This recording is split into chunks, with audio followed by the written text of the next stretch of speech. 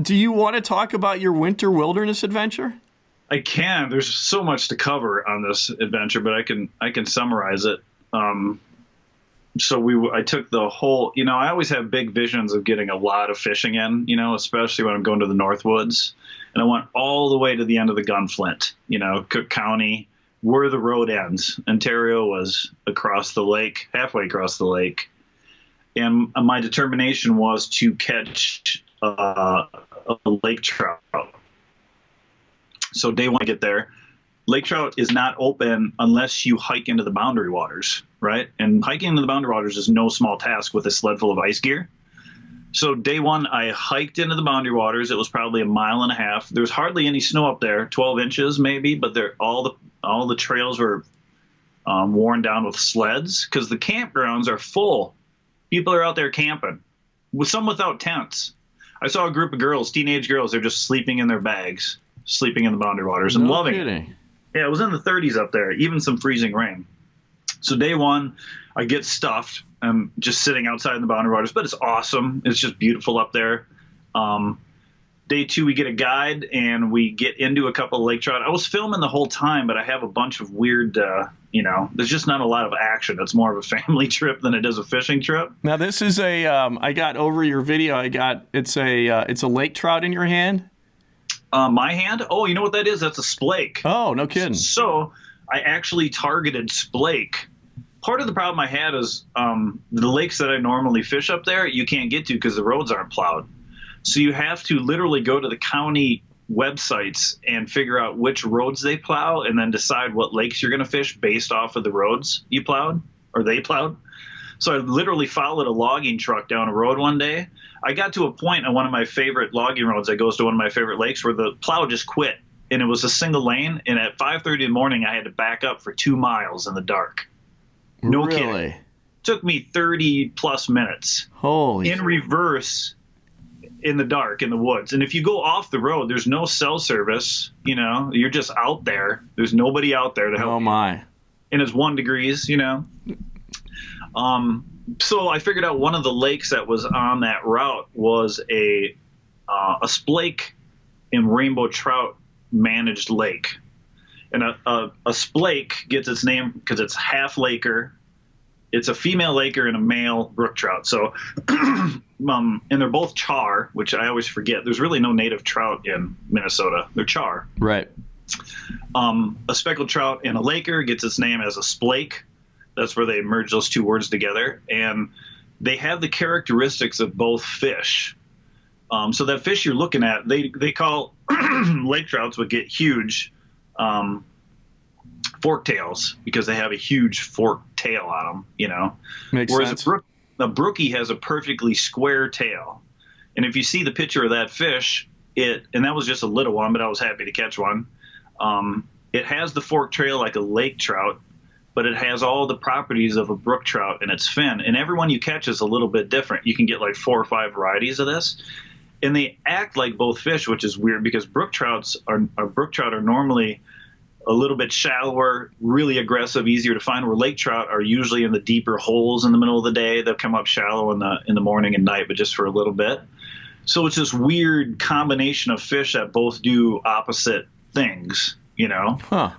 But that particular splake, this is how stupid I am. So I took my little girl out, and I'm like, I was trying to keep her interested, so I brought hot chocolate and snacks. I'm filming the whole time. It's pretty funny. She's bored the whole time, but she's eating, So I'm like, well, if you catch this rainbow trout, I'll buy you this stuffed animal, this moose that was a rainbow-colored moose in the gift shop. Okay. So we're out there for, 3 or 4 hours, and we were out the day before with a guide. That's the only reason I call it lake trout. I had a great guide. He had set up multiple tip-ups because it was the whole family was out there, and we were each fishing with lines, and we got some lakers. So I'm applying my lake trout knowledge to the splake trout knowledge, essentially. So I go out there. I've got me and Phoebe, so we're fishing with 2 lines, and I got tip-ups out there. We catch the splake. And as she pulls the splake out of the hole, and she's just thrilled, somebody taps on the door. And I open the door, and it's the DNR, right? Oh, no. And we're up there in the middle of nowhere. Oh, my.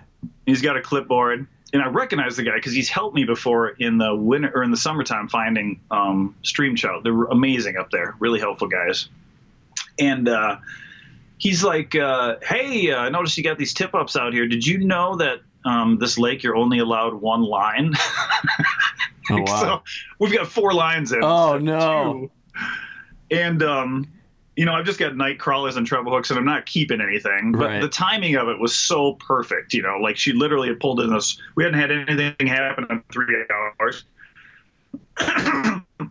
And the guy, in thanks to the DNR for this, he was like, "I'm not out here enforcing. I'm just taking a survey, but I want you to know you can't, be fishing like this." Right. Yeah. Yeah. So I'm sure that probably happens a lot. Like people that just, coming up there for the first time and. Yeah, and there's no signage Right. on the lake. I think there was at a landing, but I just pulled in through the woods. I didn't even know where the landing was, Right. So I didn't see anything about special regulations. I, was catch and release fishing. And the other thing is there's no minnows out there. So if you're ever fishing these types of lakes, heads up, everybody, one line. You can use crawlers, but they're terrified of a perch or walleye sneaking in there because it would devastate the trout population. Right. So shout out to DNR guy for just, saying, "Hey, no worries." And just pull those lines up and, have yourself a good day. So. I'm putting the shot up of what looks like a frozen lake and a sunset. Yeah, I think that was the Splake Lake. Yeah. That's so gorgeous. It's so beautiful up there. Like the silence is deafening, but it was cool to see how many people are out lake trout fishing. The first day I was there, you could only fish Boundary Waters. Day 2, you could fish anywhere there's a lake trout lake. Uh-huh. Season opens up. So it's weird. You talk to people, some guys are like, you got to fish 90 feet, and then some guys are like, you got to fish 10 feet. And then some guys are like, you got to fish 40 feet. Like I talked to everybody up there and everybody's got their own way of lake trout fishing. Huh. And these fish hit every depth over the course of a day. And you're just out there banging big spoons and looking for them on your fish finders. And you got some minnows on the spoons, or you spray them down with some scent. And it's a fun way to fish. These fish come in like 1,000,000 miles an hour, and they come in packs of 3 or 4, and you'll just get a bang, bang, bang. We didn't get anything huge. Like 24 inches was probably our biggest one, but I highly recommend. I'll be doing that again for sure. And we should go up there. Yeah. We should go up there and lake trout fish sometime. Oh, I'd love to. It's just like through the ice. It's a fun thing to do. My guide had one of those Garmins too, where you get to watch things in real time. What do they call that technology? Panoptics. Oh my God, I can't imagine. You could see the fish just swim into the picture. He would swim through the screen. He would come back again. It's incredible. And then you could tell when there was a hit coming. Yeah. You're watching your lure just move up and down. We got 3 lures on this thing, and it's painting a picture. Like a live picture. But you also like part of your trip was sled dogs. I've got a video or a picture up now of that. So you took the sled dogs into some lakes. Well, actually, I ended up just doing it for fun. It was one of those things where I was hoping to make a trip of it, and we ended up just bringing in the family and having some dog sledding fun up there. But, we on this trip, we downhill skied, we cross-country skied, we swam inside, we swam outside when it was 0 degrees. We played hockey, we ice fished, we snowmobiled, and we dog sled, So it hurt me not to get a lot of fishing in. But one other interesting day of fishing I had out there, most of my fishing days there, I'll get, 2 or 3 fish and be happy about it. I have my little fish tracks with me. I was talking about that on our last podcast a couple weeks ago. This, because I went really small. I was really happy with my Eskimo, my small sled, everything. I went super small because I knew I'd be hauling a long ways. Worked fabulous. Like, I'm excited to go fishing pulling a sled now. Nice. The Eskimo fits like a backpack. Okay. And then I can hook the sled rope to the Eskimo on my back. Just throw the rope over it, and I can pull the whole setup. It's just great. It's light and easy. But this Fish Tracks has this little transducer on it, and it wasn't always working as good as I hoped it would have.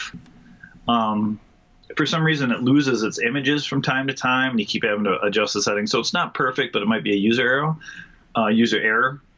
But at one point, the float that holds the transducer kept going down, and I'm just sitting in the ice house. I got all this on camera, and I'm like, what is going on, So I go over and look into the fishing hole, and there's a big pike with the whole transducer in his mouth, just sitting there. It was like 3 inches under the ice. And I'm like, what is going on right now, And you can see the cords coming up over his nose. He doesn't care. His back's almost against kidding. the ice. He's just holding on to it. He's not floating away with it. He's just like, and it's big. It's like the size of a golf ball, maybe bigger, a little bit bigger. No kidding. So I take my jig, I bring it up because it's below him, and run it by him, and I see he kind of looks at it, but he doesn't let go of the transducer. So I start bouncing the jig head right on the crown of his skull, you know, just bang, bang, bang, and you can tell he's getting annoyed, but he's like, I'm not letting go. And then eventually he spits out the transducer and he just backs up, you know. So then I'm just jigging right in front of his nose, and he comes over and he snaps the minnow off and misses the hook. You know, I set the hook and missed him. I'm like, you got to kid. So he stays right there, just like an animal at the zoo, waiting for another bite. So I open up my cooler, I get out a minnow, I put another minnow on, drop it back down there, the same thing. And then I've got it on camera. I'm holding my phone over the ice hole where he just inhales the whole thing. And really? Yeah, I set the hook on him, landed him. He wasn't like huge, but he was like this fat, I don't know, 25-inch northern. You know, I was catching all small fish, so it was just like it woke me up. But what's a northern thinking when he eats a transducer? Like, what turns him on? Those e-socks, like muskies do crazy things, dude. I had a muskie one time. I told this story before, just like looking right at my transducer, or right at my trolling motor head, right in the water, like just looking right at it. Like, yeah, like I'm going to take Pike. Yeah. My grandpa always used to say, if you run out of lures, just, you know, throw an empty beer can out there. You can still catch northerns. Right. But he ain't kidding. You know, yeah. You could probably catch a northern with an empty beer can if you needed to. How deep of water were you in when that happened? I was in like 15 to 20 feet. It's weird. You know, in the Boundary Waters, there's islands everywhere. Right. So there's always these perfect reefs coming off these island points. So I was only 15 feet from shore, but I was in like 25 feet of water. But I cut holes at 10 and at 30. That's the beautiful part about that ion. And there's not a lot of snow and there wasn't a lot of ice. So I was being mobile. I even had a fire built on shore, you know. So you get cold, you go stand by the fire. And I was still holding my pole. I could let my line out and walk to shore and sit by the fire while I was fishing with my rod. It was kind of a fabulous experience, you know. It's awesome. Yeah, but I couldn't mark walleyes. But, you know, I was fishing lakes I'd never fished before. I fished 5 lakes. I'd never been on any of them. Yeah. So you're going in blind, and you're just kind of hoping for the best. And every day I found fish, but it was kind of sporadic. And they say for lake trout love bitter cold, blue skies, lots of sun. Those really cold, high pressure days. That's lake trout weather. Interesting. And the whole time I was there, it was foggy and gray and freezing rain and kind of the opposite of a lake trout day. Gotcha. Yeah, but it was a spectacular thing. Sometime we should go up there for fun. It is. I agree, man. I've been thinking more about that. Like, it's time to, you know. Most of these lakes are by. But most of the lakes are by the road and don't have public accesses. They're just canoe-only lakes, you know. Mm-hmm. So they don't get any of the pressure, but you can just rent a canoe and drop it out there and, you know, fish like you'd fish. They're not very big. Wind isn't an issue because they're in the woods, and it's, you know, it's one of the best parts of Minnesota. It really is. I believe it. No, it's gorgeous up there. Well, sounds like you had a great time, and yeah, I definitely want to get up there and try that as soon as possible, you know. The video will be coming, but it's going to be more of a comedy routine than Perfect. Yeah. Perfect. No, that's cool. Yeah, I look forward to seeing it. Thanks for tuning into the podcast. If you've enjoyed our content, please consider subscribing to Another Fishing Podcast on iTunes, which is available also on just about every major podcasting platform. We'd love for you to subscribe to our YouTube channel, Angling Uploaded. And for exclusive benefits, become a member on Patreon. So go to patreon.com and search Angling Uploaded, become a member. Oh, God, we'd love you if you do that. Thanks, guys.